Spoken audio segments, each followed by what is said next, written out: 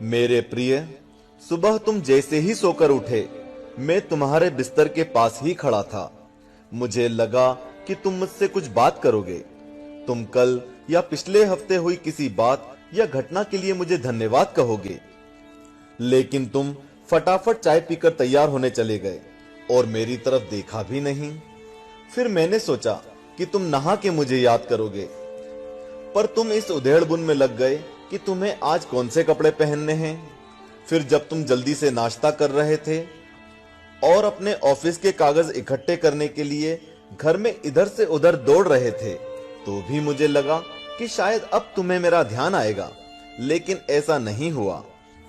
फिर जब तुमने ऑफिस जाने के लिए ट्रेन पकड़ी, तो मैं समझा कि इस खाली समय का उपयोग तुम मुझसे बातचीत करने में करोगे, पर तुमने थोड़ी देर पेपर पढ़ा और फिर खेलने लग गए अपने मोबाइल में, और मैं खड़ा का खड़ा ही रह गया।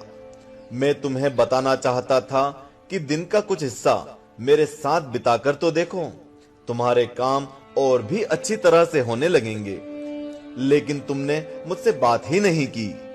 एक मौका ऐसा भी आया जब तुम बिल्कुल खाली थे और कुर्सी पर पूरे 15 मिनट यूं ही बैठे रहे, लेकिन तब भी तुम्हें मेरा ध्यान नहीं आया। दोपहर के खाने के वक्त जब तुम इधर उधर देख रहे थे, तो भी मुझे लगा कि खाना खाने से पहले तुम एक पल के लिए मेरे बारे में सोचोगे, लेकिन ऐसा नहीं हुआ। दिन का अब भी काफी समय बचा था। मुझे लगा कि शायद इस बचे समय में हमारी बात हो जाएगी, लेकिन घर पहुंचने के बाद तुम रोजमर्रा के कामों में व्यस्त हो गए। जब वे काम निपट गए तो तुमने टीवी खोल लिया और घंटों टीवी देखते रहे। देर रात थककर तुम बिस्तर पर आ लेटे। तुमने अपने पत्नी और बच्चों को शुभ रात्रि कहा और चुपचाप चादर ओढ़कर सो गए। मेरा बड़ा मन था कि मैं भी तुम्हारी दिनचर्या का हिस्सा बनूं, तुम्हारे साथ कुछ वक्त बिताऊं, तुम्हारी कुछ सुनूं, तुम्हें कुछ सुनाऊं, कुछ मार्गदर्शन करूं तुम्हारा, ताकि तुम्हें समझ आए कि तुम किस लिए इस धरती पर आए हो और किन कामों में उलझ गए हो। लेकिन तुम्हें समय ही नहीं मिला और मैं मन मार कर ही रह गया। मैं तुमसे बहुत प्रेम करता हूं। हर रोज मैं इस बात का इंतजार करता हूं कि तुम मेरा ध्यान करोगे और अपनी छोटी छोटी खुशियों के लिए मेरा धन्यवाद करोगे। पर तुम तब ही आते हो जब तुम्हें कुछ चाहिए होता है। तुम जल्दी में आते हो और अपनी मांगे मेरे आगे रखकर चले जाते हो।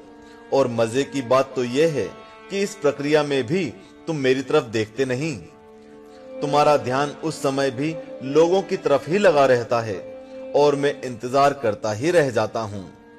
खैर, कोई बात नहीं, हो सकता है कल तुम्हें मेरी याद आ जाए, ऐसा मुझे विश्वास है और मुझे तुम में आस्था है। आखिरकार मेरा दूसरा नाम आस्था और विश्वास ही तो है। तुम्हारा पिता परमेश्वर। चूंकि हमने इस वीडियो का टारगेट 1 लाख लाइक्स रखा है, तो बिना देरी किए लाइक का बटन दबा दें और कमेंट बॉक्स में हरिओम लिखें। जय श्री कृष्णा।